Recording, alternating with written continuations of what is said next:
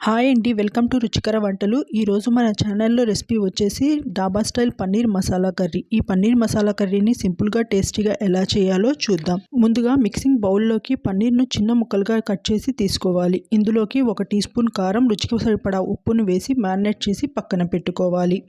ఇప్పుడు ఇంకొక బౌల్లోకి 1/2 కప్ వరకు పెరుగును తీసుకొని ఇందులోకి 1 టీ స్పూన్ కారం, ఉప్పు, ధనియాల పొడి 1 టీ స్పూన్, జీరా పొడి 1/2 టీ స్పూన్ వరకు వేసుకొని వీటిని బాగా మిక్స్ చేసుకొని దీన్ని కూడా పక్కన పెట్టుకోవాలి. ఇప్పుడు స్టవ్ పైన ప్యాన్ని పెట్టి ఇందులోకి 1 టేబుల్ స్పూన్ వరకు బటర్ని యాడ్ చేసుకోవాలి. బటర్ మెల్ట్ అయ్యాక ఇందులోకి ముందుగా మ్యారినేట్ చేసి పెట్టుకున్న పన్నీర్ ముక్కలను వేసి ఫ్రై చేసుకోవాలి.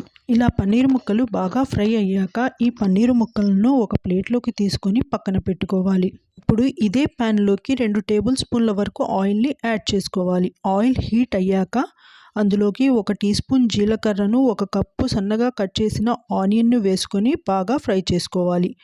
ఆనియన్స్ గోల్డెన్ బ్రౌన్ కలర్లోకి వచ్చాక 1 టీ స్పూన్ జింజర్ గార్లిక్ పేస్ట్ని వేసుకొని దాన్ని కూడా 2 నిమిషాల పాటు వేయించుకోవాలి.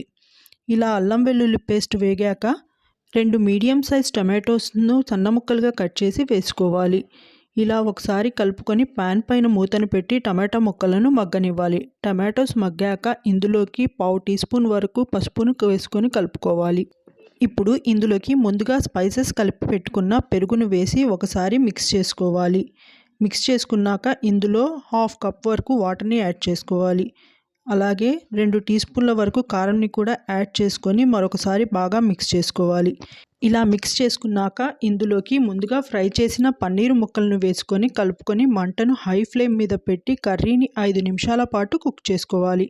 ఇలా ఆయిల్ సపరేట్ అయ్యాక ఇందులోకి 1 టీ స్పూన్ వరకు కసూరి మేతిని యాడ్ చేసుకొని మరో నిమిషం పాటు కుక్ చేసుకోవాలి. ఇప్పుడు దానిపైన సన్నగా కట్ చేసిన కొత్తిమీరను చల్లుకొని స్టవ్ ఆఫ్ చేసుకోవాలి. అంతేనండి, ఎంతో సింపుల్ అండ్ టేస్టీ డాబా style paneer masala curry ready. ఈ వీడియో కనుక నచ్చినట్లయితే నా వీడియోని లైక్ చేయండి, షేర్ చేయండి మరియు నా ఛానల్ని సబ్స్క్రైబ్ చేసుకోండి. Thanks for watching.